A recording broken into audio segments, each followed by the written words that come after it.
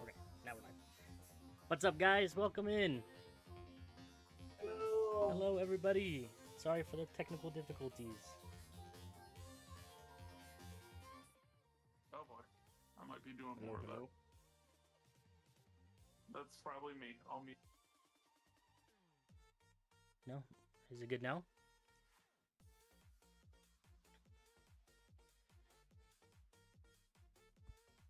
Hello, hello. Do I need to turn you up? Yeah, you need to turn me up. Try now. Hello, hello, hello. It's a little bit better. I'm still quiet. I can turn myself up. I can turn you up more. Now try. You're maxed out. Hello, hello, hello, hello, hello. What have I got? I need to turn that off.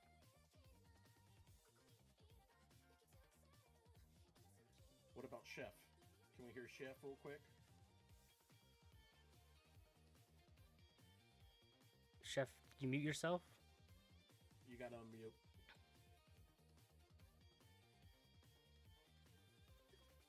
Is that better?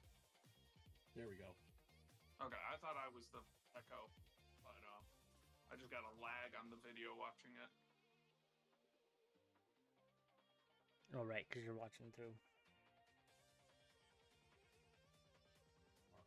Volume sounds good. Everything sounds good? Sounds good. Alright. Bring it up. Thanks, Taylor. Hope you guys are doing good tonight. Hope everyone's doing well. Thanks for hanging out with us. Sorry for the delay. Technical difficulties. Yep. But let's go ahead and get into it since we're running a little bit late here. Welcome everybody to the Mixed Results Podcast, episode 5, with our lovely friend MTGChef, aka MTGChef2. Yes. Welcome, buddy. Thank you for coming in and joining us. Thanks for having me. We're going to start off with a super basic question. What is your name and how old are you? My name is Ryan, and I am 36. Prime age right there. 36. Still the youngest. Still the youngest. Still the youngest. I don't know if we'll ever get a member younger than you there. Forever the baby. We'll see. We'll see. Well, Ryan, or Chef, where are you from? I'm from originally Buffalo, New York, but now I live just south of Albany, New York. How is the temperature And up there? you're not... Sorry. No, you're good.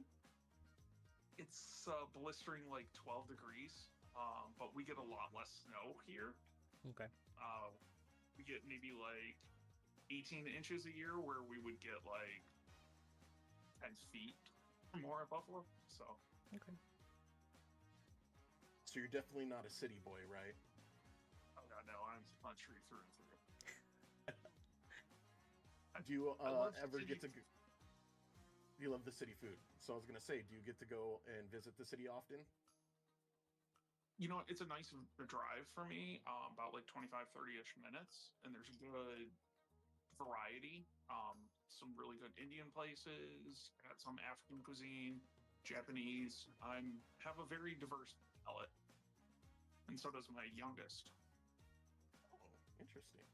That's unique for a young child. Yeah, she once had a meltdown over not being able to have sushi, and Wow. wanted her fried calamari, crab legs, barbecue eel roll, and everything. So I try and encourage that as much as I can. As you should, as you should. What was it like growing up? Did you have any siblings? What activities did you do as a kid? So, as a kid, I was the only one in the family. They had me and everyone. Aww. No, but I had an older half brother. He was 9 years older than me. But I didn't have any other cousins or anything like that. Very small Irish Polish family. So interesting during holidays, talking about 401ks and politics. And I was just like, yeah, I didn't think the Powerpuff Girls were going to take down that monkey. Mojo Jojo's getting out of line. Jojo. But yeah, I was big into Power Rangers, a lot of the superhero stuff, cooking, and comedians. Those were more of my idols versus like athletes or anything of that sort. Steve Irwin, Robin Williams. Nice. Great choices. What's your favorite superhero?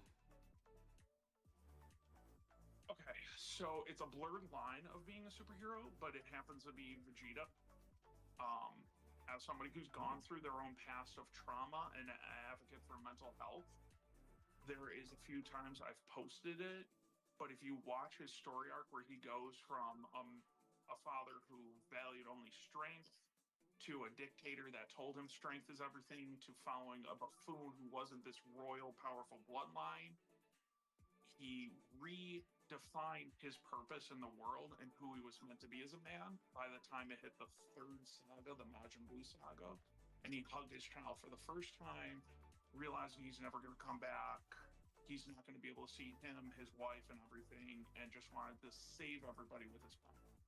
It's a beautiful story of how somebody reacts to trauma and not accepting people better than what they believe they're supposed to be. I mean, just chef's kiss on the writing for it.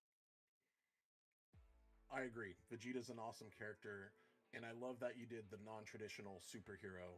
You're like, well, no, but these are my superheroes. Well, with the comics and everything you did in while you were a kid, what do you do outside of content that we don't see? So I've been doing a little bit of artwork. I've been a stay-at-home dad for 3 years, so trying to find any free time that's not the Paw Patrol or Mickey Mouse is hard. Avid chef and trying new recipes, remaking stuff like that. I gardened. One of my proud things last year, I made tomato soup all from scratch. Grew the peppers, the tomatoes, everything. I was able to grow zucchini, and I'm 6'4". My arm's huge, but zucchini was bigger than my forearm. I was able to do oats and like almost a lasagna inside of one. So that could be used for, house security too, home security. Yeah. What's your favorite thing to cook? Or do you have a favorite dish that you've made so far? So one of my favorite things to make is homemade gnocchis. I'll give you guys a quick recipe on that. I make it mock with Parmesan Reggiano, ricotta cheese, and flour. Those are all you need for the dough of it. Now, if you get the 1 cup thing of the Parmesan Romano, you could literally just fill that with the flour so you have exact measurements. 1 egg yolk, a little bit of lemon zest, salt, and you just mix everything together, roll it out, let it solidify in the freezer for a little bit until you kind of boil them, and they're fantastic. Sounds pretty good. I'm going to have you write that down or rewatch the pod so I can get that recipe memorized. Absolutely, buddy. Anytime. So, what got you into cooking? Like, what was, I'm assuming, obviously the inspiration behind your username is because of your love for cooking. What got you into cooking? Emerald Lagasse. Bam! Racing to the family couch to watch him and just say bam and fork fat rules and everything. And as I got older, my parents got big into it. By the age of 16, I was listening to them in wine and food societies and everything. I could actually pair wine with food. At 18, I worked at a liquor store, and I was actually asking people, what are you making tonight? I'm like, okay, if you're doing a pork loin and you're going to be doing a basic butter or olive oil and black pepper, garlic on it, go with this Pinot Noir. Its actual notes will highlight the peppercorn in your dish. And by the way, here's a quick recipe for a burnt onion gravy you can do with it if you want to go an extra minute. And my managers were calling me a freak. They're like, "You're like a 16-year-old telling somebody how a Corvette drives, and you don't even have a license. Stop." It's that Tylenol, man, kicking in overtime for you. Oh, yeah. I remember growing up, my dad's favorite. He watched a lot of cooking shows, and his favorite was the same as that. And he constantly do the bam motion and yell it out loud. Mhm. So, yeah. You know, growing up, I was definitely like when you stayed at home and you were sick, watch The Price is Right, you know, Jerry Springer, Maury, all those different trash TV shows. But then once I got into like middle school, high school, I was like, you know, we've seen this enough. And Emerald was always on TV when I was homesick. So that's what I would always watch is Emerald Homesick. Mhm. Just bam, bam. He was the first celebrity chef before any of them came off. Bobby Flay, anybody else becoming really big there, Gordon Ramsay or anything. He marketed really well. Yeah. Oh, yeah. Fantastic one, if you want to pick up on some cooking, and it's on Netflix, is called Chef's Table. Hmm. They go over a lot of the Michelin star restaurants and stuff. Mm. The first guy who's on there, Massimo, I believe is his name, dream of going to Italy and trying his restaurant. It's just beyond creative ideas on how to plate everything and make flavors different. No, it's pretty good. We'll have to watch it. With cooking, I'm sure you've come into a lot of problems. What is your Mhm. favorite dish? And what is your least favorite dish that you've So done? one of my favorite dishes, and I don't make it anywhere near enough, and especially wintertime, um, would have to be beef short ribs.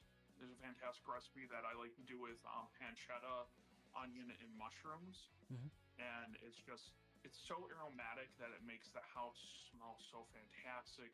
Plus, being Irish, heavy with mashed potatoes. Yes. Um, my least favorite, probably anything with Brussels sprouts. They smell like feet. Yep. I haven't really made them taste that good at all. I like cabbage and things. Eh. It's funny you say that because that's the one thing anybody requests me to cook during like family dinners is like, hey, will you be willing to make your Brussels sprouts? And I tell you what, buddy, if you put enough bacon and balsamic uh, reduction on that, Mm. it's delicious. It doesn't taste like Brussels sprouts, but you believe that you're being healthy. There's a lot of stuff you can add I'll go bacon on to. It makes it feel good. Southwest. So much bacon, Mm. so much bacon. It's my favorite thing to do for the holidays is to cook. It's one of the few responsibilities that I get to like push my family away and be like, nope, yep, I'll take care of it. It's like I'm when in my the case mom. of 3M that's making everything. I have my own brine recipe. I am cooking from 3 a.m. in the morning until like 2, 3 o'clock in the afternoon. I make the soup out of all the bones and everything afterwards. And yeah, I love it. That's the biggest part of where I love cooking too. It's an expression of love to me. When I can make you something that makes you smile, fills your heart and everything and your belly, like I'm very much like Delicious in Dungeon, Sanji. Okay. Mhm. If you've ever seen it, he's obsessed with cooking, making sure the ingredients are respected, that you're Hmm. using to the maximum. It's my expression to my friends too. Like, hey, I put in all this time for it. You're gonna devour it in 5 to 10 minutes, but you were worth the hours of labor. It's awesome. That's yeah. That is great. I love that's the biggest. We're a big cooking family, and that's where we bring everybody together for food. So definitely can relate to that. I was noticing the other day on your chicken stock video, you had the skins of the onions on that not most people, you know, they're always like taking that off, and you're like, nope, you throw that, I'll throw all that in there. That's You're how it's gonna supposed to be strain it done. all out. So that Yep. was actually all scraps. Hmm. Making Mm. broccoli and stuff for dinner for the kids, skinning the carrots. the onions. I just put it all into a freezer bag.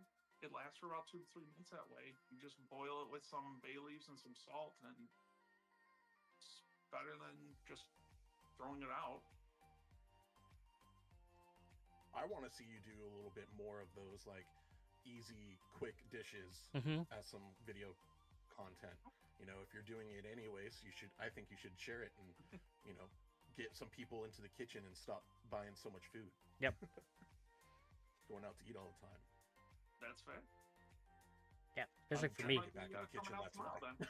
Challenge on. What is one dish you mentioned that restaurant in Italy that you'd love to go to? But is there like one specific dish that you have yet to try that you're just like, oh, I would love to try that? I don't know because I've been very spoiled as a kid. My dad was a financial planner. He made a good amount of money, and if he was always in the top 100 with his group, so he would win free trips, and they would always take me with him. So I've been well traveled. I've done almost everything in the U.S. I've gone to Puerto Rico, the Virgin Islands, Nevis, parts of Mexico. I've done Ireland, Scotland. Wow. So I've tried so much. Maybe authentic paella and some stuff in Spain is come to the point of it because I'm bored when I go out the restaurant sometimes now reading the menus. Get it. Name. Say you had you were about to host a dinner. What four people, any four people, would you want to have and make dinner for? Host the dinner. I would want to see Robert Downey Jr. I absolutely love him from Iron Man. He sparked my love of Marvel. Yeah. His also personal story, fantastic. Yeah. Loved him since the Rodney Dangerfield movie Back to School with Doomy Richard as he was on the floor. Hilarious movie. But him, Ryan Reynolds, because I think they would have a hilarious banter. And if we could bring back Robin Williams, the three of those going off, I think my guts would absolutely hurt. But then for a banter of something, I would want Steve Irwin. Just to hear the incredible life stories and everything. That man was my inspiration for random trivia and my love of animals. I almost became a marine biologist because of it. Really? I mean, Steve Irwin was a big part of my childhood too. So I think it's that whole generation of ours growing up with more limited options on the TV and just always watching Discovery Channel or Animal Planet, whatever one he was on, just binging it all the time. Absolutely. I'm starting to turn on his son a little bit. Why? Yeah. He's becoming like a little bit too much of like a public figure. Look at me, instead of like all about the animals like his dad was in a way. I think. Like I don't see his dad doing Dancing with the Stars and stuff like that. Yeah. Yeah, I get you. Get it. Is there anything you have learned as a chef that you apply to Magic the Gathering? It's okay to recraft. Sometimes a dish or a deck doesn't work. Sometimes you will find a hidden spice, a card, playing with a friend or somewhere else, and rework it. Nothing is solidified in stone. Make it like water and go with the flow. I like that a lot. So you got into comics. What are you into? D&D? You're also obviously into Magic. What sparked your passion into gaming and all that stuff, all things nerdy? So this is aging myself. I had a Super Nintendo as a kid, and that got me into gaming. Was playing with my older half brother. He's 9 years older than me, and I would have to cheat at Duck Hunt and nearly put the gun on the screen.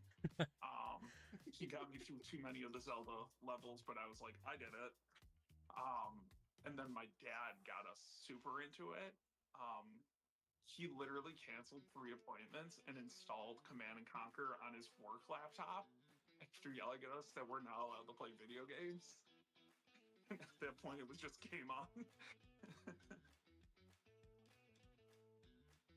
Yeah, I remember when my dad finally got into video games, and it was like, nope, you can't tell us to stop playing anymore. You're playing all the time, too. My dad only played NASCAR and golf, but it was still fun. So, you said you started off on playing with the Super Nintendo. Was there a specific game that you loved other than Duck Hunt, or do you have a favorite video game of all time? Oh yeah, the most mentally scarring game for most gamers, Battletoads. Battletoads? At lava level on the ski runner. Oh my god. He's Hold too young to know. Let me look it up. Hold on. No. Battletoads? One of the most challenging games. If you can find the original Super Nintendo and cartridge, good luck. Oh, we lost him. No. Where's my chef? Chef Boyardee.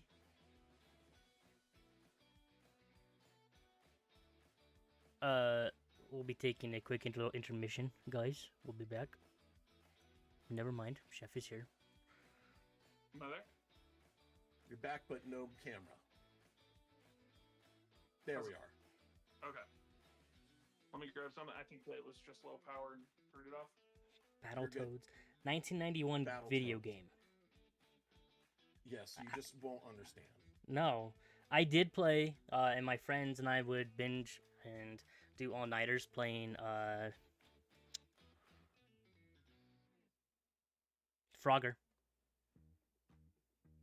Okay. Well, Battletoads is like the original Dark Souls. And I'm convinced it might actually be harder. Wow. Well, there's that new game, Mugenics, that just came out. Yeah.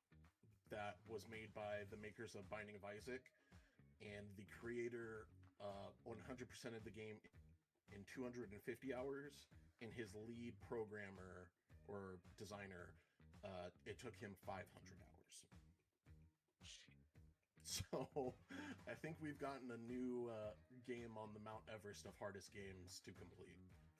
We'll leave that to Not So Treasonous Ogre. He really seemed to enjoy the masochism of that game series, so I'll watch him play it. Puts it up there. There we go. Calling you out, Ogre. Your favorite? Do you have a favorite game? Memory of a video game, or is it Battletoads? So, favorite memory of a video game. When I was younger, we had a timeshare in Florida. My dad decided to get us, I can't remember the game, but it was an NFL game. My half brother figured out some code to turn all your characters into skeleton. And then when they tackle each other, it made a giant crunching bone pile. And I thought that was just hilarious. I remember playing GTA and learning all the cheat codes and how to fly the car or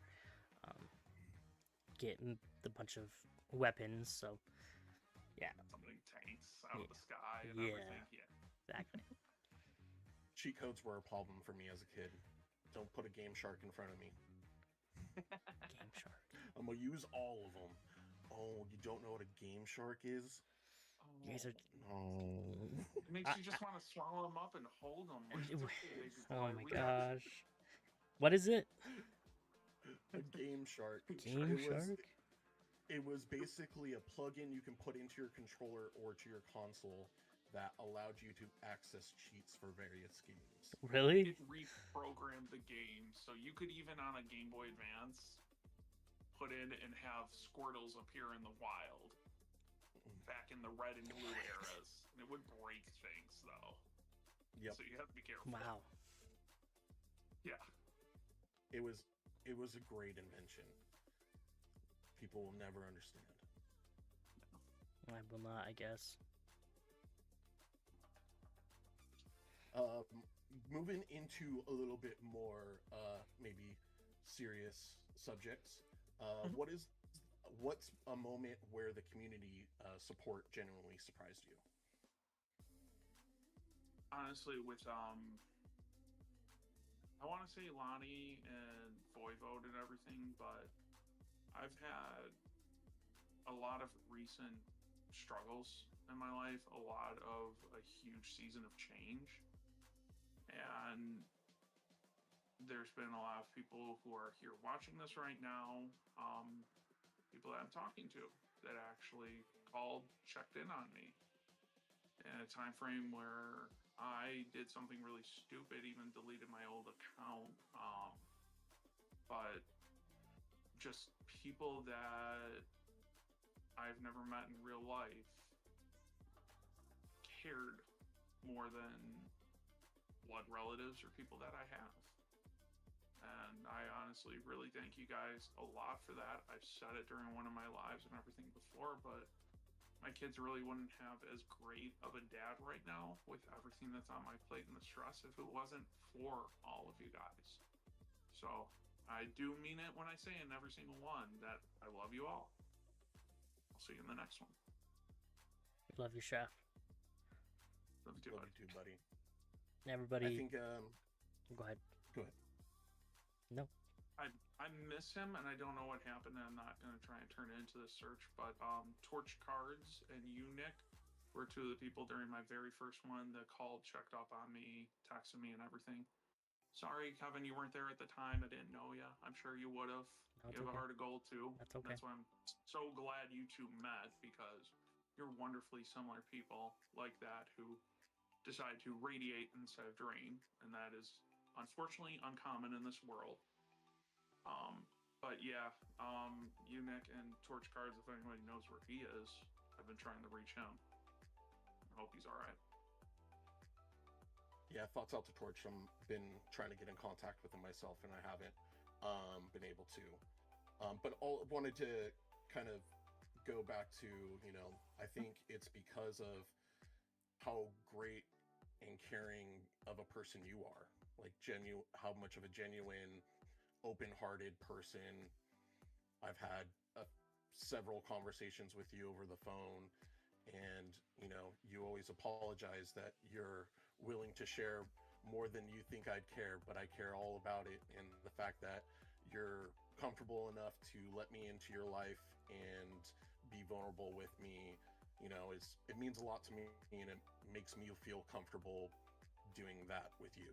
So the fact that you provide a space to welcome other people, I think, is why other people show you the support that's been shown. So, it is a great credit to who you are as a person as well, man.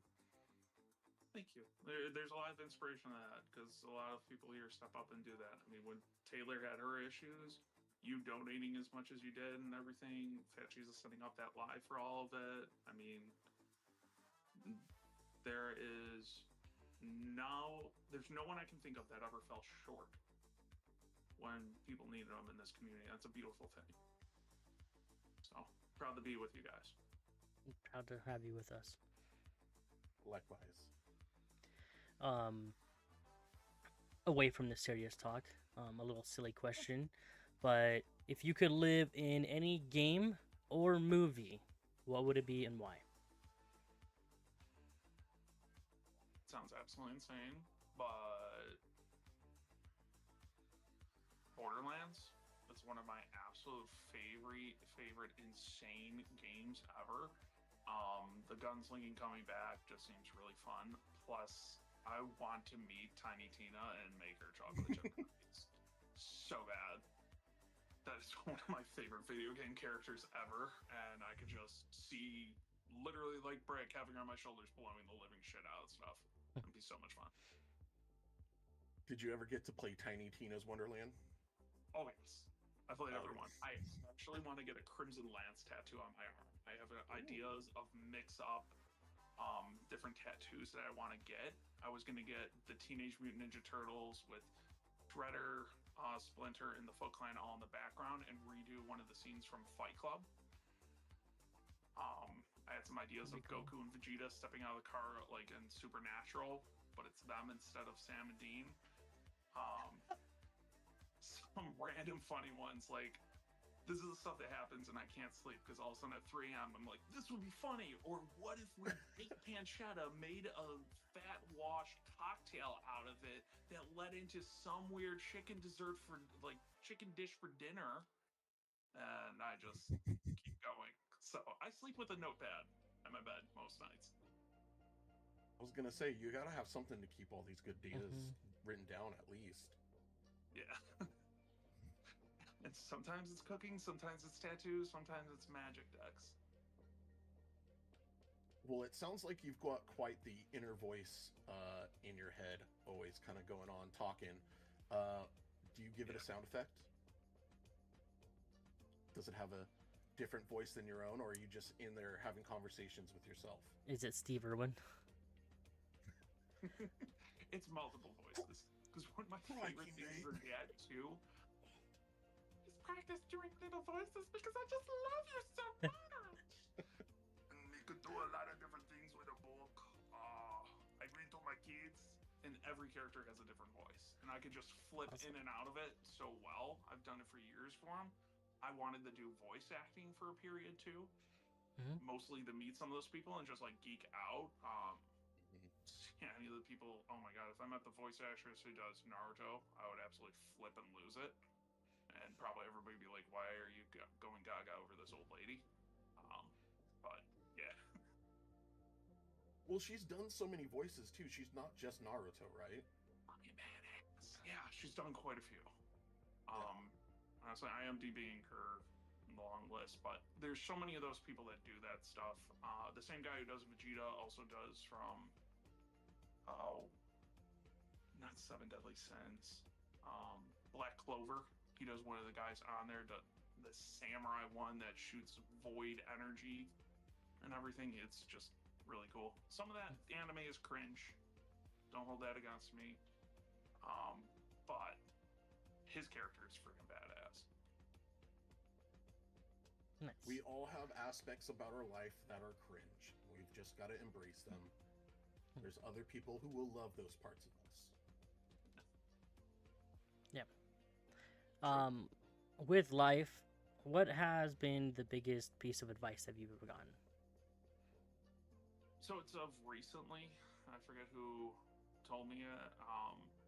But whatever you did today was enough. You can try and put everything on there, but take a breath. Be proud of what you accomplished today, even if it was just getting up and taking a shower. That's what you had the energy for today to do. And that was enough. It's going back and not dwelling on, feeling inadequate and realizing that, you can't get everything done in one day and you do what you can. I got 2 kids to take care of right now, an entire house to clean, to sell, a career to set up, my own place to find, 47 different magic decks to make, and a ton of people to get in talk with, and games I haven't touched. But you know what? If I'm able to do 1 or 2 things each day, that's fine. I'm not going to get that career. I'm not going to finish up my final project with school in the next 5 minutes. And even if I got done today, that's not going to dramatically change everything in my life tomorrow or in the next hour. So instead of having anxiety on it, breathe and be proud of what you did every day. It's really good advice. I like this segment of the podcast because it allows me to always reflect on my life and take bits of these advice and apply them to where I'm at currently. So Yeah. as much as we're, doing it to hopefully showcase these wonderful members of the community, I've already found a lot of great lessons that I've learned just talking to you guys. So thank you for sharing that. Absolutely. What is something you wish people would ask you but never do?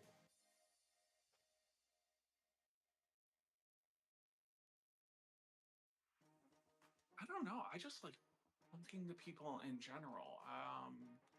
if you see my videos, anything you want to talk, you want to reach out on anything, if you're not doing okay or that, I always try to get back to everybody's response. I just had somebody ask me today where I lived because they were trying to find Magic players around them. I mean, I just like being able to help and talk with everybody on here. Um,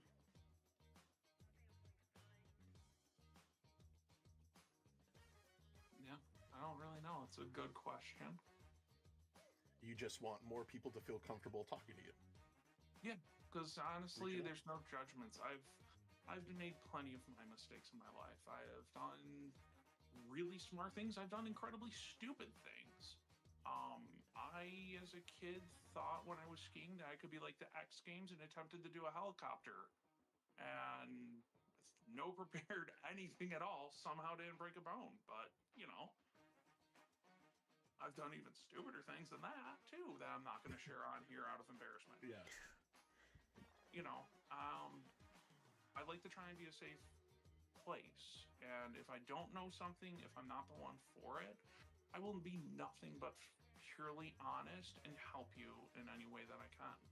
I just want to give back more than I ever took from this world with my life, and that is my biggest goal.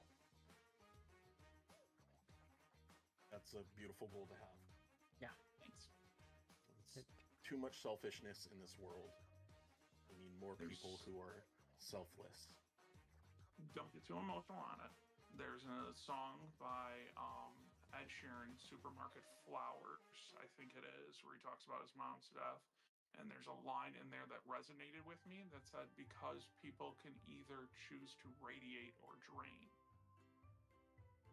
And that just like stuck home with me. So I always tried to be that choice of to radiate instead. Doesn't always happen, but that's the gift of another day. One day at a time. Mm-hmm. I like that radiate. You said don't cry too much, and you've got me on edge right now. It's a beautiful song about his mother and what she meant. Yeah.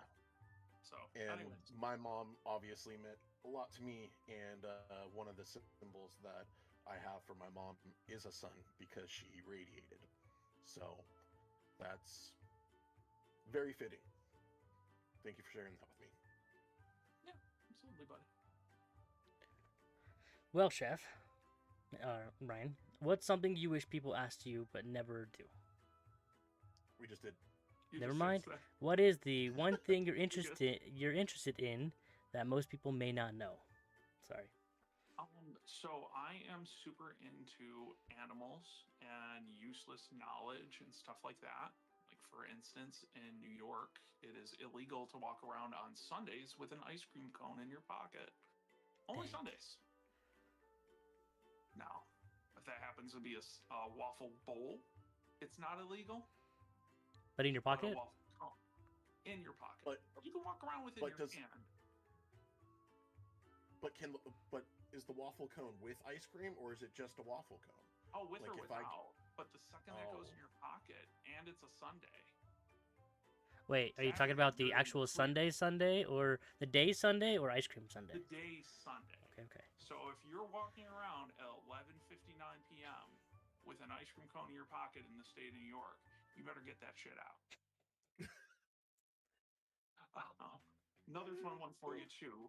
9-ringed armadillos not only carry the possibility of leprosy in their blood, but they also give birth to exactly 4 babies, all of the same gender. It will be all 4 females or all 4 boys.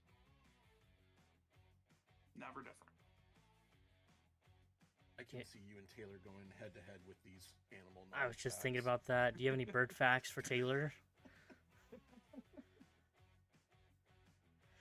I got a fly fact for you. The black housefly and everything tastes with its feet, so when they're dancing around your food, that's what they're doing before they actually eat. Flies? Yeah. Did not know that. They taste with their feet. I thought it was the little sucker thing on their mouth.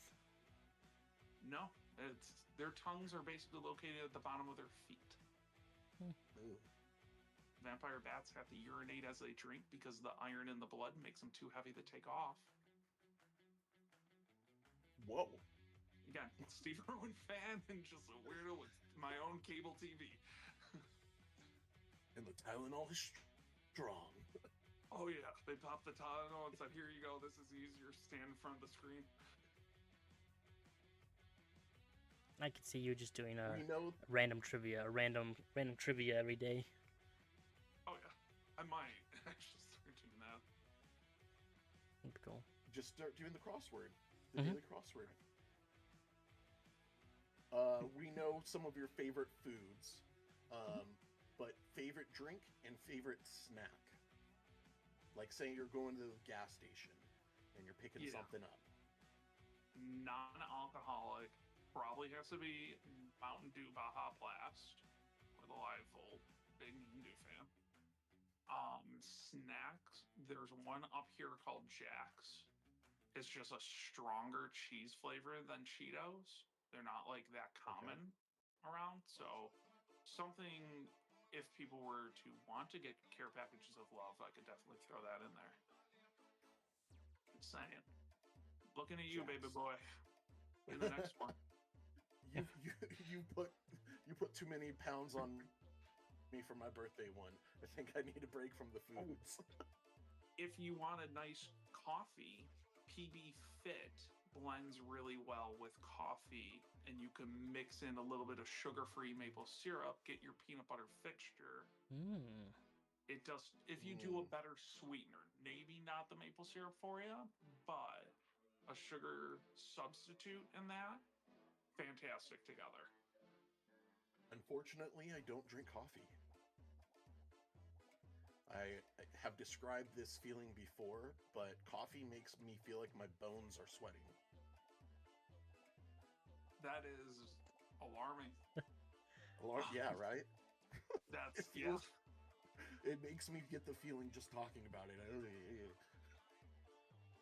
It definitely wakes me up and does the job, but it makes me feel like my bones are sweating. Yeah. If I have too much, it hits my anxiety, and then I'm just like panic chihuahua. Well, next question. I'm assuming we already know, but one celebrity alive or not that you would like to meet, assuming it's Steve Irwin. Yeah, it would either be a tie between Steve Irwin and Robin Williams, because Robin Williams with like Jumanji, Flubber, Missed Outfire. Oh my god, yeah, there was just so much of his stuff. Him and Drew Carey were huge. Like, that probably inspired a lot of my voice acting, because I sat there as a kid and actually screamed into a pillow a little bit to drop my voice early so I could do smoking better and earlier. So, yeah. The Tylenol was evident, and we didn't have any evidence when I was growing up, but yeah. It's funny.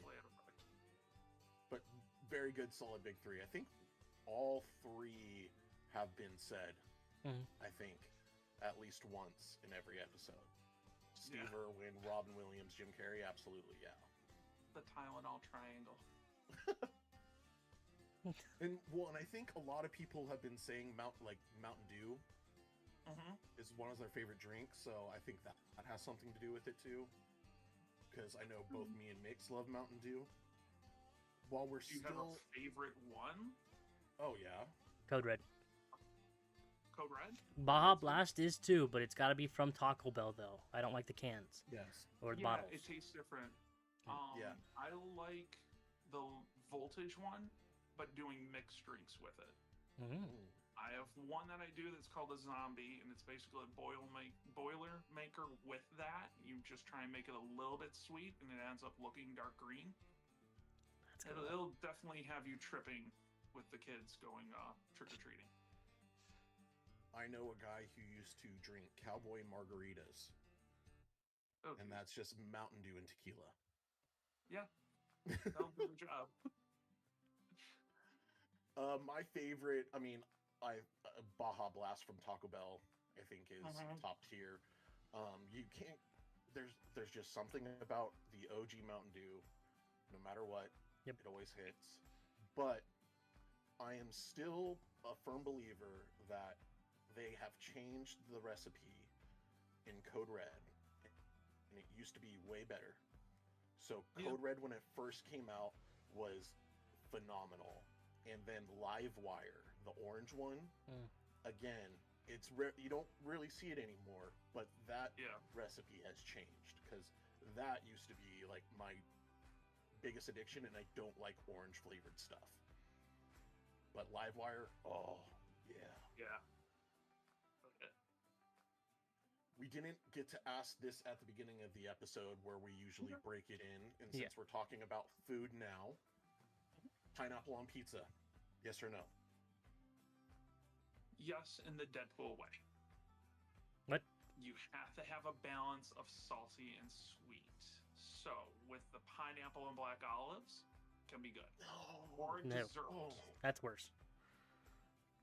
Yes. No. I can't believe... Just pineapple and maybe pepperoni. Okay. You said pineapple and olives? Black olives. It's the Deadpool. And it's that balance of salty and sweet, that umami in that. Or, and completely as a dessert. Like, if you remember, this will be dating ourselves again here, the old Pizza Hut buffets where they had the streusel pizzas on the crispy dough. Pineapple one of that. No, thank you. Okay. I make fun of my roommate's girlfriend all the time because her favorite pizza is pineapple and black olives, and it's literally my two, like, the two things that I tell, like, when they're getting pizza. It's like, what do you want on your pizza? I said, as long as it's not pineapple and black olives, I'm okay. Like, add some jalapenos and then let me know. No. I've been inebriated before and have resulted to eating the leftover pineapple and black olive pizza, and that was a mistake that I will never make again. Well, Chef, what about cold lasagna? Would you like? Okay, do you like lasagna in general? Is it better warm or heated up, or cold? This might lose me some respect here. It's better heated up, like pizza too. There are seldom times that I like cold pizza, but there is something about just that hot tomato and cheese combo. I like it a lot better. Cold noodles don't do it for me. Yeah, there's that bougie, man, that Michelin starred attitude. You gotta have your food up to temp. Nikki, you Buffalo's just also known for pizza. Come on by, have the Lake Erie water, and tell me it's a difference, because, oh buddy, those chemicals from the steel plant. There's so many people who are like, I just can't get good bread outside of, like, when they move out of the Northeast, and they're like, I want to learn how to make bread like I had back home, and no matter what I do, I can never make it as good as it is back home. And apparently everybody always says it's the water.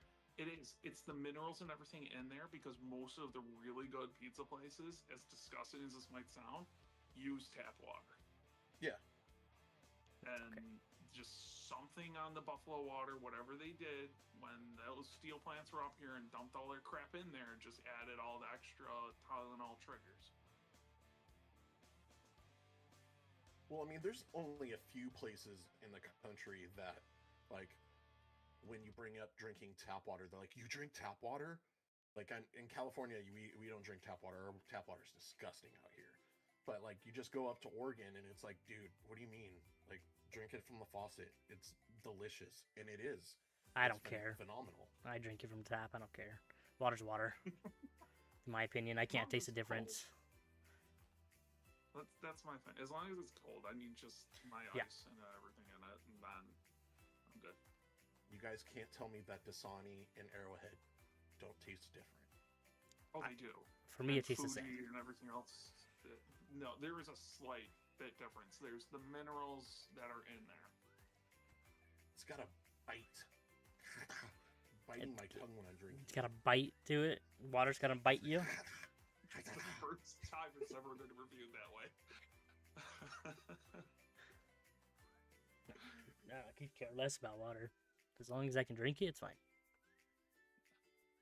My mom was the biggest water snob of all time. It was hilarious. She didn't really drink anything else other than water, but anytime we went to a restaurant, the first thing is she would get her water and take a sip, and I'd wait for her, and I'd look at her and go, "It's not good water." Hold on. She goes, "Mm-mm, 1 second," and she'll go out to her car and grab her water from her car. Really? Yeah, she never drank bottled water. She had reverse osmosis in the house, but yeah, she was a water snob wherever she went. It was the first thing after we sat down, take a sip of water. We had to get mom's judgment on the water. Did it pass or not? I remember just going outside and also just drinking from the hose too.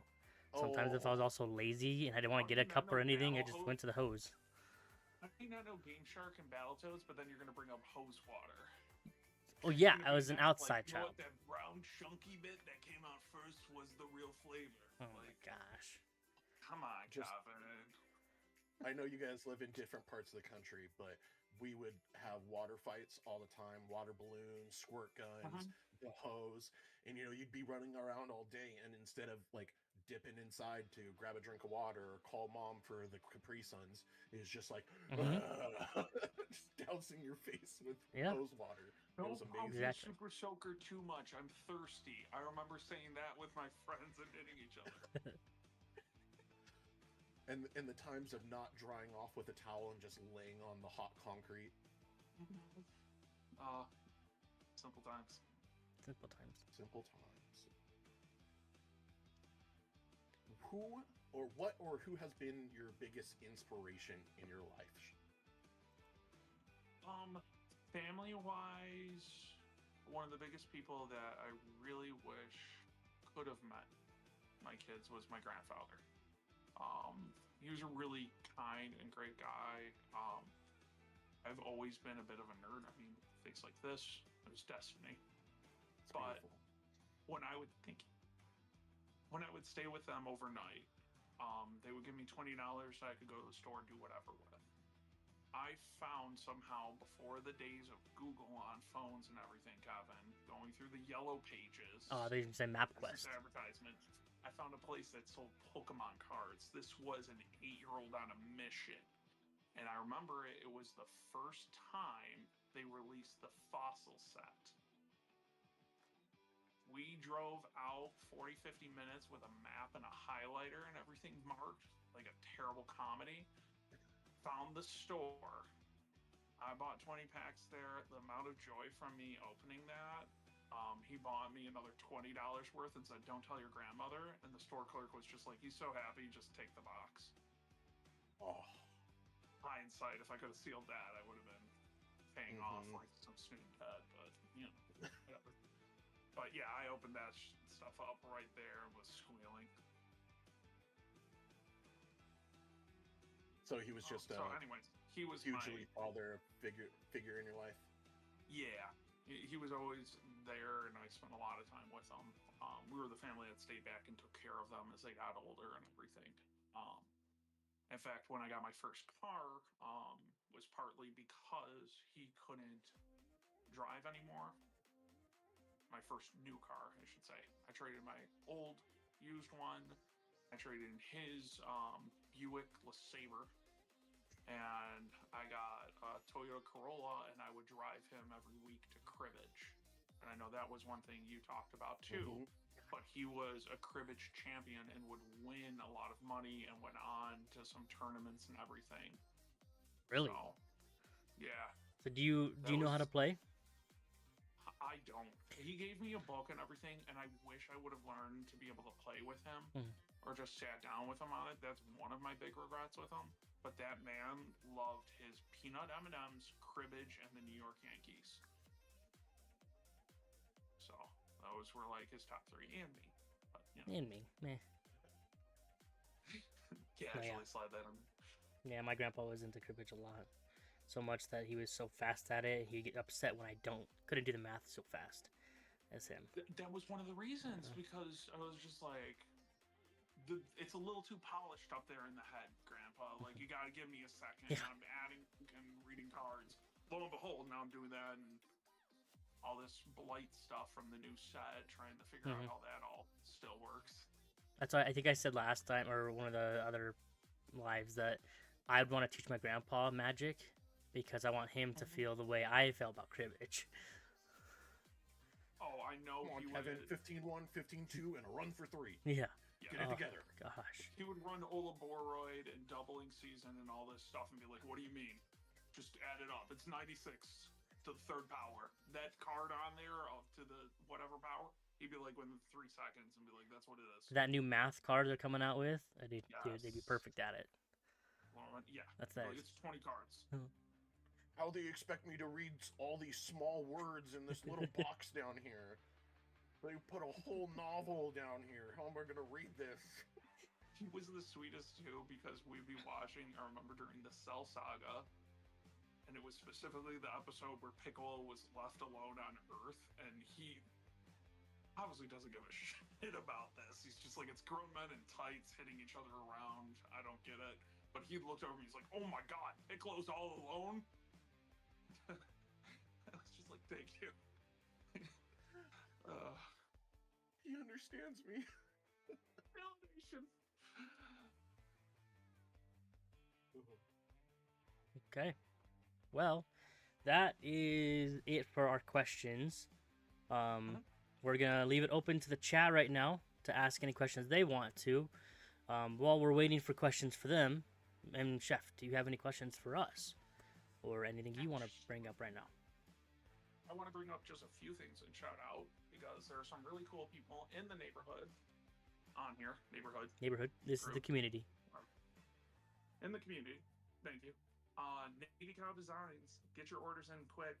He has the Teenage Mutant Ninja Turtle deck boxes, and they have all 4 of the turtles for it. So I have that for pre-release. Get prepared. Also, spot casting you guys. I have a few of you that I made cards for. We gotta find this other beautiful human in here specifically. I don't know why I shuffled them, but I turned some of you guys into cards. This is a passion project of mine that I'm gonna be doing. Mana and Splinters printed all these out, so I'm gonna be getting your guys' addresses and sending these out to you soon. And I finally started doing art again. So I made this. So I just did a stencil with all 5 colors of the MTG and then a bunch of the packs and the tokens kind of like falling out of the sky from them. So something following the dopamine. Anyways, read the questions and stuff like that since I'm on Discord so it doesn't go too laggy. Very good. Taylor says hi. I want Chef to know I love him. Hey Tay, I love you too. Zero, what's your favorite kind of cheese? My favorite kind of cheese, it's gonna make me, when don't I sound bougie with this food stuff, is probably Gruyere because it's a little less wild than blue cheese and funky. I do have a fun fact and story for you. Maytag blue cheese, one of the most infamous blue cheeses in the culinary scene, was made by theft. The guy went to France into a cave that was known for their mold, scraped some of it into his pocket secretly while nobody was paying attention on the tour, brought it back, cultivated it, and that started their line of blue cheese. But still like Gruyere better. Chef like that funk. Right? He like that funk, that nasty stuff. Pumbaa asks, what is your least favorite color combo in Commander?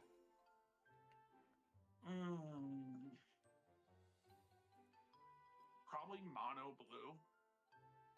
I'm just gonna say no combo, just that.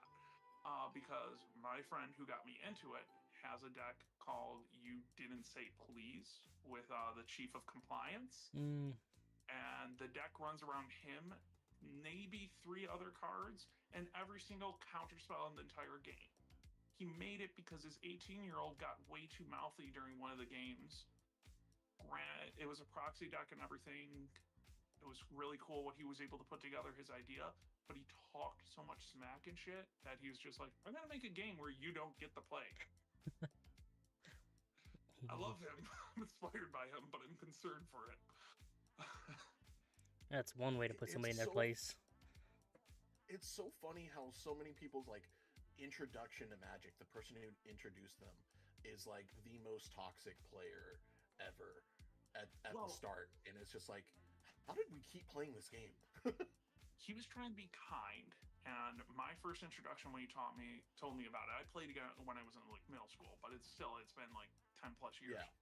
I had that white and green starter deck with the little elf woman that you tap and creates a 1/1 soldier. Hmm. I'll store a few times. She's a cool card. I think I have her in my Black Panther deck. But his son was such an ass. First ever game of Commander, learning the rules and everything. Said, I'm going to use my proxy tier 4 Tiamat deck with Draco Genesis that I printed off. And he decided to do the same. And I was just sitting there like, I tapped for 1, and you guys still have 27 dragons with everything. Get it 1/1. 12 12s. But I got this 1/1. It was Birthright into Magic by Curb Stomping. So nice. West Coast. What is Chef's first commander deck and favorite commander deck and why? So first, favorite and why? So that was my first one that I actually got. My next one that I actually built, because out of spite of all of them, I found Edgar at my local LGS with a copy of the Dracula Secret Lair. That one was super fun. That was my first ever built deck. My favorite one has to probably be Vivi, because he is just this undermined little guy, and then sorcery spelling. I've had so many times it's gone off with Mind's Desire and stuff, and I hit into this blue one that creates you an artifact creature that's power and toughness is equal to the amount of spells or something you already played, and you get to cast it so many times. I built it with so much storm and cascading that I took down Tiamat, double of them with it, and without doing all the spell ping damaging from him. That's pretty cool.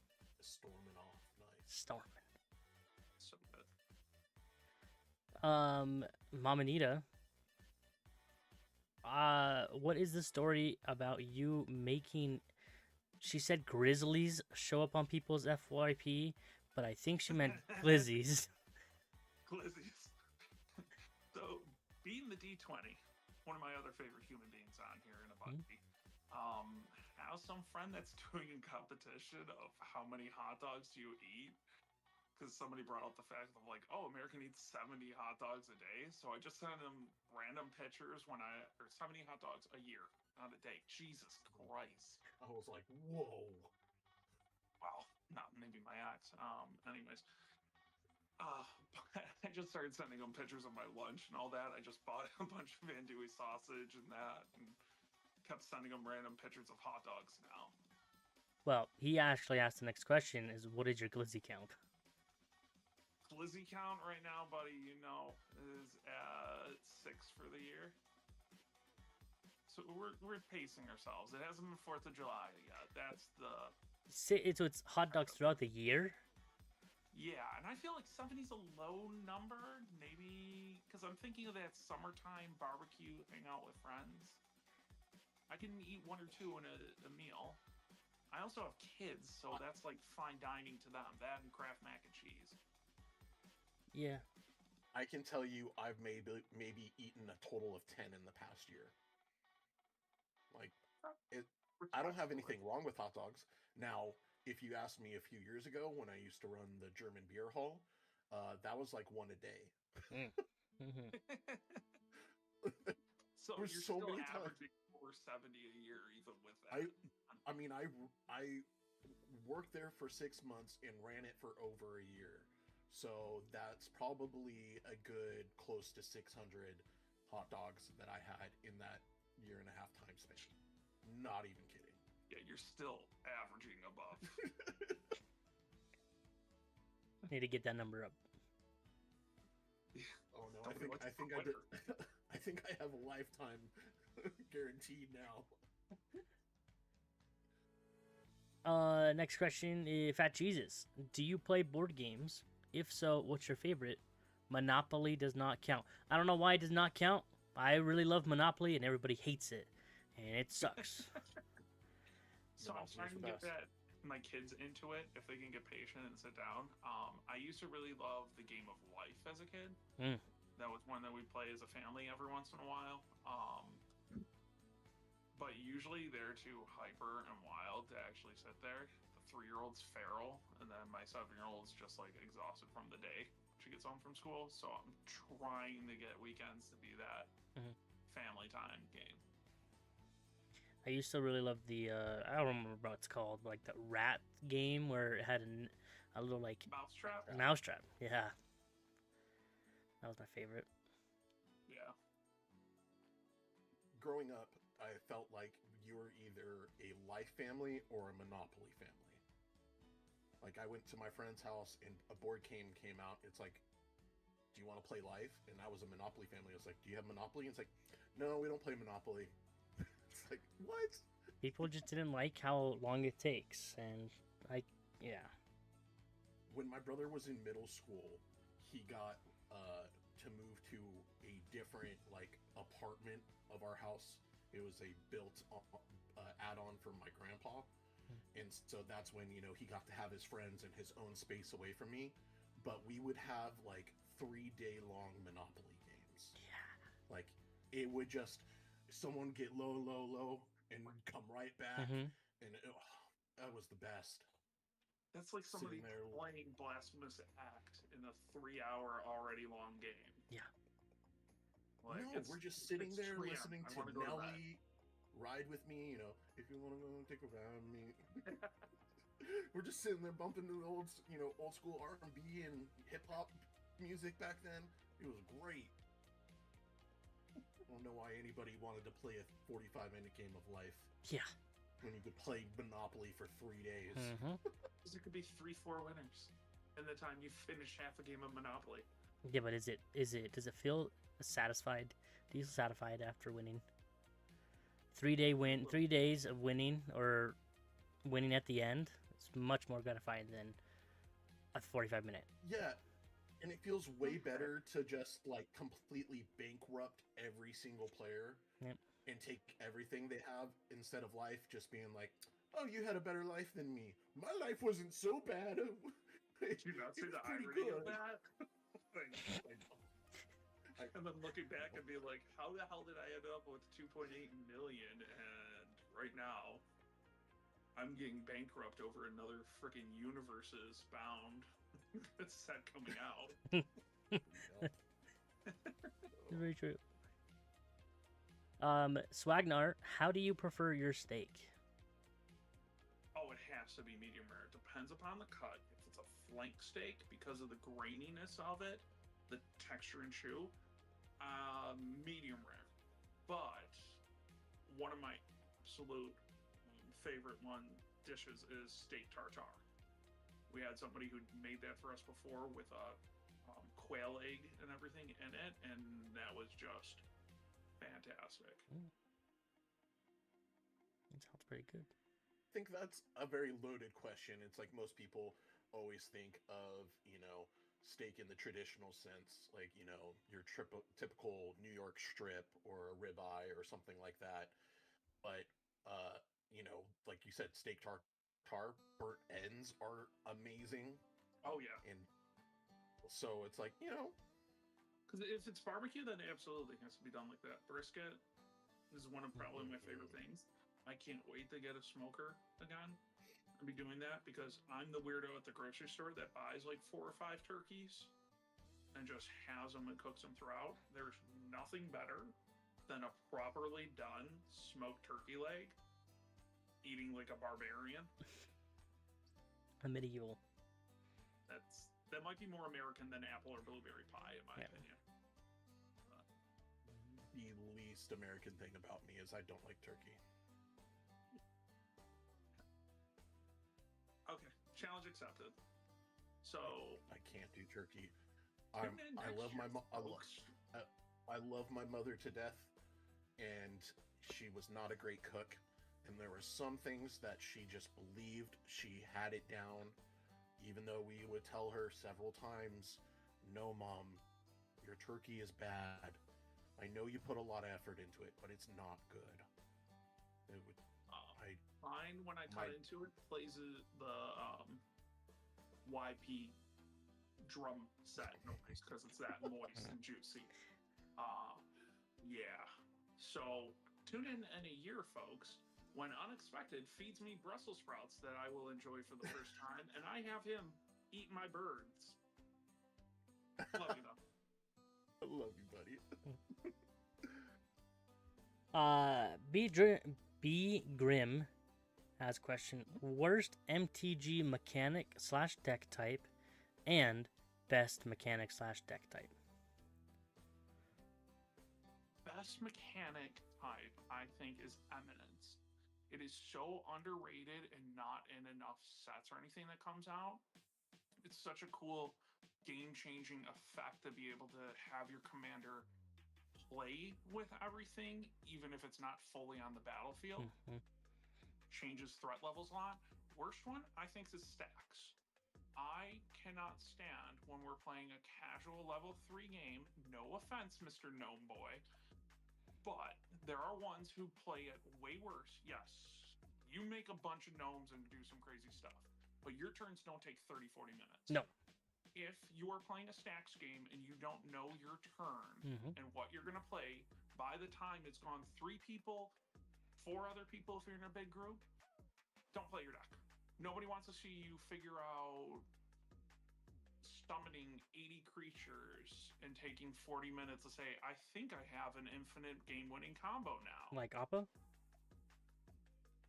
What are you talking about? Love you. Neither one of you guys. I recently played a game, and I don't want to name the person if they see it, but it's just not fun when it's like 11 o'clock at night and over an hour is taken by one person say, I think I won the game. Do you want to keep going? You couldn't tell me 40 minutes, like 20 minutes ago? Yeah. Into that turn? Yeah. So that's why it stacks for me. Get it. What about My- lemons? Go ahead. My buddy last night I was playing with, he is very much in the sense that Stacks is a legitimate game strategy. It is. And me and my other friend don't say that. We're not saying that it's not. We're just saying, hey, for this 2.5 hours that we get to play a game, Mhm. we'd like to have fun. We would like actually to play the game Yep. and not the game to take terribly long. And he goes, well, my stacks doesn't take that long.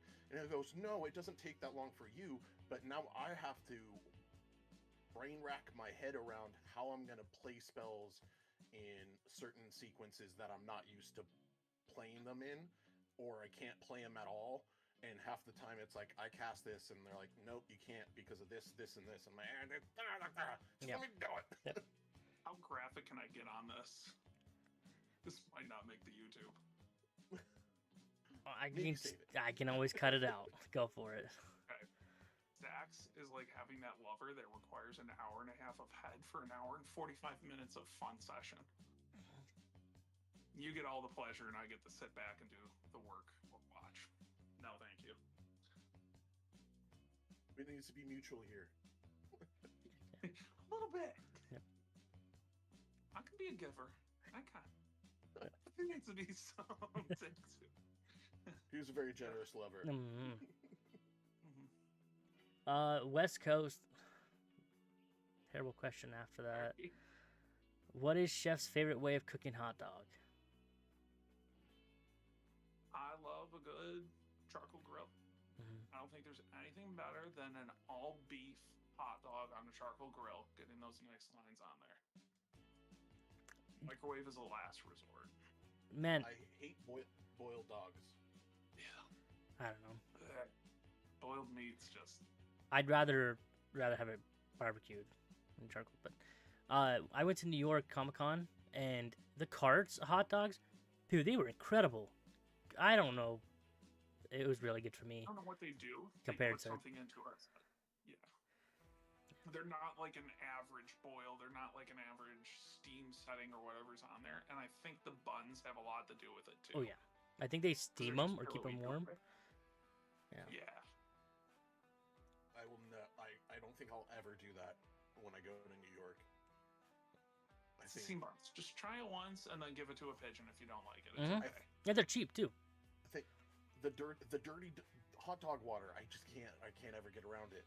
When that was the first thing that I changed when I went to my restaurant is we would hot hold our sausages in the hot water. I'm like, no, we're doing it fresh order. Like I'm not sitting these and letting them sit in dirty hot sausage water until I serve them. That is not what I'm doing. Dude. I will take the extra time. I'm the one in the kitchen anyways. Swagnar, favorite game changer. Favorite game changer? Kindred Dominance game changer still? No. Grave Pact? No, No. I don't think Grave Pact is either. Grave Pact should be. It's just too easy. Again, goes into tokens though, I guess, for that. Maybe Farewell then. Farewell's a pretty The good fact one. that you get to choose Mhm. and go around everything, that is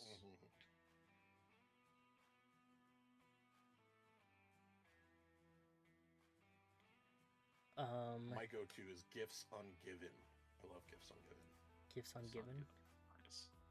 It's a 4-mana instant in blue, where you get to search for 4 different cards in your deck, and you choose an opponent, and they get to pick 2 to put in your hand, and the other 2 go into your graveyard. Okay. No, I have an odd question for you guys too. What are some of your recent chase cards from any set you have yet to pull? Do you have anything that you're like, this is on my hit list? For a good while for me, it was Bristly Bill. It still is the Ancient Copper Dragon from Final Fantasy, and I've opened up way too much of that to a concerning level. But what are some of your guys' big hits you want to pull? Mine is Bristly Bill. I really love Landfall, and that's what my whole top deck is. And so Bristly Bill would be perfect in it, and just it's a really good card. Check out that Stomping Ground. Just saying, $23 for a pre-release. I was thinking about this actually the other day, and I think the answer is obvious. Even though I have several different copies of it now, I still don't have all the copies. So there's still some Appa copies out there that I'm looking for. So I'm looking for the foil version of the standard.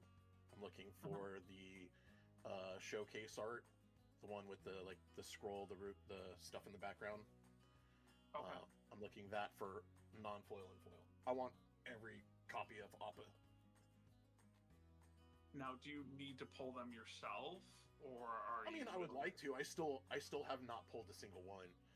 I mean, my good friend Demi, this one you're not going to be able to see because of the camera, but Demi worked with Darkside Designs, Frank over at Darkside Designs, to create this metal one for me, which is super cool. His stuff is so amazing too. Like the paintwork and everything on him is flawless. And of course, the one that I've been using. Oh, come on. The Mana and Splinters. Oh, yeah. Yeah, I'm at the point, it's too annoying for me to buy it separately, but that Ancient Copper Dragon. Yeah. And it's different for buying it in person, and then also pulling it too. Yeah, pulling is more expensive, but it's also so much more gratifying and exciting to pull it. Yeah, compared to I feel buying like it. in this kind of hobby, there is that like, oh, I need it. That is the one for me. Yeah. I do the same. Like I don't focus on just that set specific Outlaws. But if I have some money and if I want to buy a pack, I'll buy that one to try to get it. But it's not like I go crazy for it. I get it. And with just the the amount of money that I've spent in the past week, I could have bought several copies of that card. Yep. But instead, I bought a giant stack of booster packs, and Chef convinced me to buy another booster box of Final Fantasy, so I did. Yep. Sorry. Yep. It took all of like 2 seconds of you trying to convince me to do it. It was like, such a you're big like, deal. I'm not saying you should, and I'm like, I know you're not saying you should, as I'm adding it to cart and going to checkout.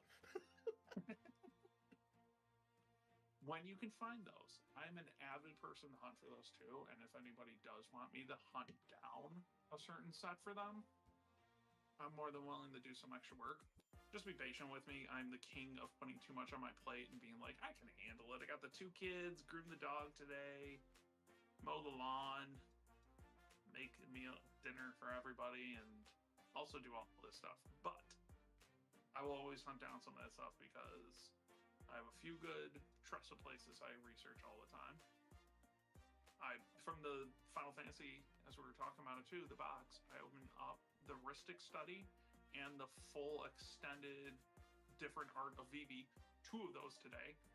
That paid for the box itself. Right? Well, the box is only 130, so more than that, because Ristic's already 80 still on that edition, and the Vivi, I think, is still 50 to 60. So that was well worth it. But, I could have traded those, even at the LGS, and got the Ancient Copper. Still gonna buy another box at some point. Still gonna do it. Two questions that I can see right now. B Grim, Chef made drop dumplings the other night per a recent TikTok. What is your drop dumpling recipe? So I do really simple with that. I think the idea is to make the soup the more of the seasoned ingredient in that. And I like a nice French more style of a dumpling. So I made my chicken stock with all that scrap. I actually had half a chicken in there, the legs, thighs, bones, everything boiled down, made my concentrated stock. Added then, after draining all of that and taking out the meat, shredding and putting back, my frozen vegetables and everything to cheat and make it simple.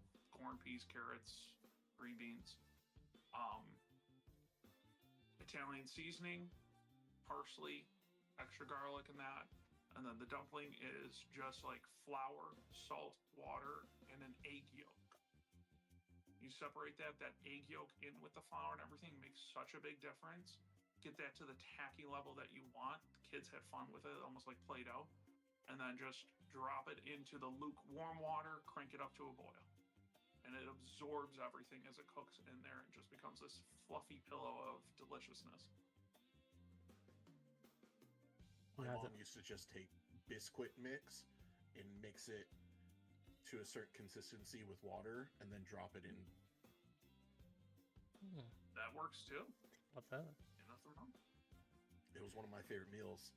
And when I had it as an adult after eating like different food, again, love you, Mom. Rest in peace, but you were a terrible cook. I shared with me and my brother one night, we were making food or something. My brother's like, we should make like gravy Mom would make. And I was like, oh, so you mean butter, flour, salt, pepper, and milk? Like no drippings or anything? Like it was just a flour gravy. And we tasted it, and it, sure enough, spot on. The most flavorless, chalky thing that I've ever had in my life. I was like, flour this is water. I'll remember it. Yep. I was like, dude, I watched her make the gravy. I can tell you exactly how she did it. It's not even a gravy. That's actually roux. That's what all it's gravies and sauces start from. Well, if you add enough flour and water to it and you get it to the right consistency, it just turned it into flavored roux essentially. And we just have roux on the top of everything. It was awful. Her turkey gravy was good.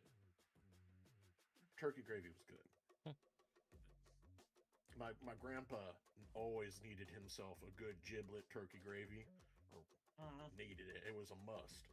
So my mom had that taken care of for him. Nice. Ogre asked your favorite opponent you've played against. Doesn't have to be us. It's okay. I understand. To get more names out there, I love playing against you guys. When I did, you've shown me some different decks. I love playing everybody, seeing their creativity and everything in this, because I had no idea or respect for any of the gnome decks, and yours went off so hard and fast on that. The knight deck, disgusting, and yeah. But some of my favorite people are actually in the command post. There's a buddy of mine, Limited Rorik. He has a Hashiton deck, and he had a Tifa deck that was absolutely nasty of a landfall. And my other buddy, Renard,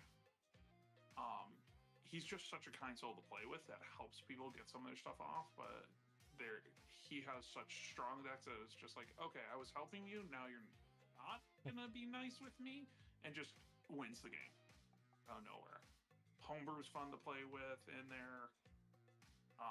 Ranger, who's actually the command post on TikTok.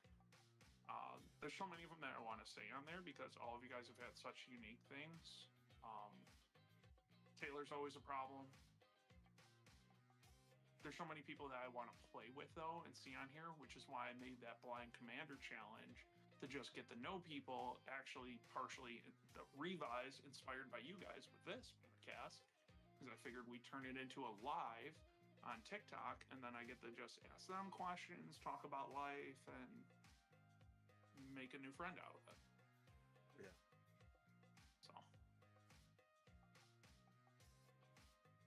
So if you guys haven't already entered in that, make sure you go to that post and interact with it and get onto that wheel. Yeah. Just let me know. I do them sporadically. I end up donating the decks I make to the command post, which goes to veterans and anybody else with getting into Magic the Gathering, some of that social anxiety parts, gets them decks into their hands, gets them started with it. He does a fantastic thing for growing the Magic community. So, and I also have my dicey giveaways, which isn't really inspired a lot by you. Next. Your what? What? My wheel and the spinny dice giveaways recently. That was inspired a lot by you. Really? Yeah. I figured cool way to give somebody a dice roll off of a D20 and everything. So, kind of like how you do your Mondays, your giveaways with that. And then giving them random packs of rares and stuff that's not crazy, but Troll Trade and I, and like a lot of people that I talk to, even Nick, like even winning something in a giveaway or anything, like whatever it is, it's very humbling to receive something from a giveaway, even if it is a little thing. It's still amazing and an awesome feeling to come home, see your packages that are from the community, and get to open them. And just because you were there participating and joining in, like it, Troll Trade and I talked, and it made him feel and made me feel when I first got my giveaway. It made me feel really noticed in the community, and I love. That's why I did all my giveaways too, is to make people feel the same way, make them feel like they're noticed. We do see them, yeah. So and that's why I like to do it too. Give back any bit. I am going, and this is going to be the first official announcement. Why not? Let's just talk about it on here. I'm going to do a community potluck giveaway. I'm going to have people randomly enter into this. I just need names on there. We're going to spin a wheel. All of them are going to be put in. Everybody's going to put up a random card valued of 50 cents up to $10. And we're going to randomly roll a non-ascending D20 dice. And one person wins it all. And I figured that would be a cool monthly giveaway thing. And then everybody can send it to me, and I can send out one big package, or they can all mail it to that person individually, and they can open up 19 gifts from the community. That'll be awesome. Really fun. So And playing it and getting to build it, play it. That'd be really fun. That's cool. yeah, see it goes into the decks and just somebody's face, if they do a video on it, would be so cool to see their excitement of what they got from everybody. Mhm. I think it would be neat if we had a bunch of Stitch videos and be like, all right, and now the next person to do it is this one. So Stitch my video, and then everybody gets tagged, and it's this rolling trend going on for an entire month until there's one winner chosen by the dice. That's awesome. Right on. That'll be fun. Okay, chat. I don't see any more questions. Are there any more questions before we head off? Please send it in the chat.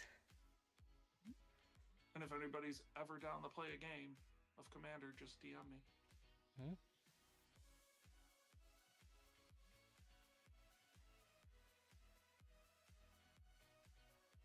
Jeff, thank you again, buddy, for doing this. I know it's not the easiest to open up in public forums. I know you like to share and you like to talk, so it's not a huge issue for you, but it does mean a lot that you came on and allowed us to interview and let the community get to know you better. It was an honor to be chosen, and you two beautiful gentlemen make it easy to open up. So Thank you. it's always a good conversation with you guys. It is. 2 more questions before we head off. Mamanita, what would you like to see more of in the community? I want to just see some more unique stuff. Like, I'm trying to come up with some ideas, and it's no offense to anybody who does it. Pack openings and stuff, when people do that with the price values and trying to make Magic the Gathering like this profit thing is cool. It's neat to see the values of some of the cards, a random pack opening at a desk. All right, it's neat. But I just want to see people interacting more with each other. I want to see whole wide community, things that are different. I think we could all stand, because we're all a little bit goofy and weird doing this. A lot of us like comic books, D&D, video games, anime, all this stuff. Get crazy and weird with it. 2 of my biggest inspirations to actually finally start making content were Magic Addict and Deceptic, because they are just so hilarious. They are so obscene and often out there. Mm-hmm. I love seeing people grow and get out of their comfort zone. Like, eventually somebody winning a certain giveaway, which led to their first ever face reveal on TikTok, and then dancing in a full-grown Appa onesie, becoming the biggest sensation that had my 7-year-old daughter squeal with joy. I know it's not your full identity, Papa Appa, but you know, it's just seeing each other grow from that, doing different things, interactions with each other. Let's just get goofy and weird with it and be like, I summon my commander, and then somebody else stitches it, slides in. Nope, counter that. Oh, wait a second. Now I'm going to play Vampiric Rites on that. Nope. There's a lot that I think we could do, and just reach out, message people. Hey, what do you think about doing this? I still really want to do the soup Nazi idea that you had from the Seinfeld episode. So there's a lot of stuff I would love to do with people. It's hard finding the time, I know, and it's hard having the motivation sometimes, but yeah. In a 20-minute answer for a quick question, there you go. No. Like, I love collabing. That's why I did my raffle videos and having you guys make the videos for the numbers, because it gets you out there, guys. It gets you out there, and it gets the community watching you guys too. Right, and then you know what? Doing that too could be the spark that gets somebody creating more. Mhm. And again, it's all about putting back more into this world than you take from it. Creativity of any kind is always a good and beautiful thing. Inspire it. Yep. The last one, it's not really a question, but Fat Jesus, can I get a hand-delivered hug? Oh, absolutely. Any day, buddy. But then everybody else is commenting on your arms. That's it. I'm the what? They were commenting on your arms because they were behind your back. You're like a little turtle. Yeah. That's it. Well, that's because I'm getting ready for the sun. Heyo. Oh yeah. I got all my stuff ready for pre-release. Deck boxes by Navy Cow. That's a second plug. You're welcome. Maybe another creepy bed post. Anybody wants that? Need to get something quick out of your mouth? Have Chef do a post in his bedroom sponsoring Navy Cow. Nothing makes you vomit faster. Yeah. By the way, One of my anybody favorite who's people. watching, this is me 100% of the time. You're Like like one of my magic. favorite people. Don't shut up. Real quickly, going back to you talking about Deceptic and Magic Attic, I think it's, I mean, they're great creators, but they're 100% unapologetically themselves. Like, you can tell that that's, like you're saying, that's just their personality. And, you know, that's just who you are. And I think more people should embrace those sides of them. Like, because once you do, you're going to find your people that are gravitated towards your energy. They're going to attach onto that, want to be a part of it. They're going to be inspired by you. And that's such a beautiful thing. Also, going back to him real quick, I wish I could take parenting advice and lessons from Deceptic, because during his lives, he has defused things better than the frickin' Hurt Locker. And I, as you guys heard, that whole screaming fit when we were on our call earlier wasn't over a ball, a dog, a toy, anything. It was over a bowl, because she ate all her goldfish. So instead of telling me food, she was pissed off that her sister had it. 40-minute scream fest, because she was crying for a good while afterwards. I held her, it was sobbing. I'm like, the girl, the bowl's on the table. You just had to say food or goldfish. Not ball, book, sheep. She told me sheep at one point. Sheep. You're like, can you describe it? Is it large? Is it small? Yeah. Which one? And then the older one finally comes over and deciphers for you. It wasn't even close. It wasn't even close. She's like, no, it's ball. She's looking for one of her balls, and I'm like, apparently not.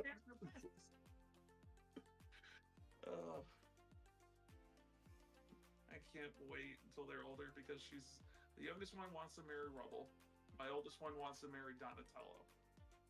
And I told them, not only the worst thing ever that you did was you were born in the era where we have technology, and I have video of you talking about this, but the oldest one also made a wedding invitation for me and her getting married Donatello. That's saved, pressed, vacuum sealed. It's coming up during her graduation, on a slideshow, at her wedding. Do it. Oh. That's awesome. That's a good dad right there. You know, 6-foot-tall sewer mutant that's good with technology. You know, he do machines. I don't know what you do.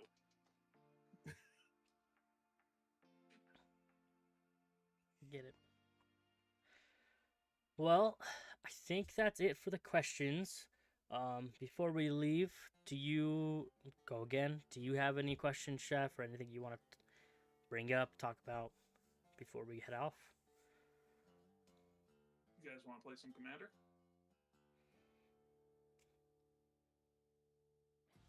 Maybe. My gnomes have been lost in their box. Need to take them out for a little ride. That's about all I got. Well, thank you again, Chef. Thank you, everybody, for hanging out with us with episode 5. Appreciate all you guys showing the support. If you guys haven't followed MTG Chef at his new channel, MTGChef2, please go show him some love. But thank you guys all for joining and hanging out and supporting. It means a lot. Thank you so much, everybody, for being here. Chef, thank you so much for being here and being our guest. We really greatly appreciate it, and we're so happy to learn more about your backstory in your life. So thank you. Thank you for having me. It was an honor. I love y'all, and make sure you tune in to the next one for these guys and follow them as well. Yes, follow us on we're doing. TikTok, YouTube. On this page, and also at Mix Gaming 109 on the Play Button app. Correct. And it is also available on the Green Audio app as well. So give them a couple days to give a little bit of editing. But if you want to go back and you missed some of this episode, or go back and see any of our old episodes, you can find them there. Yep. So, thank you guys so much for being here, and we'll see you guys next time. Bye.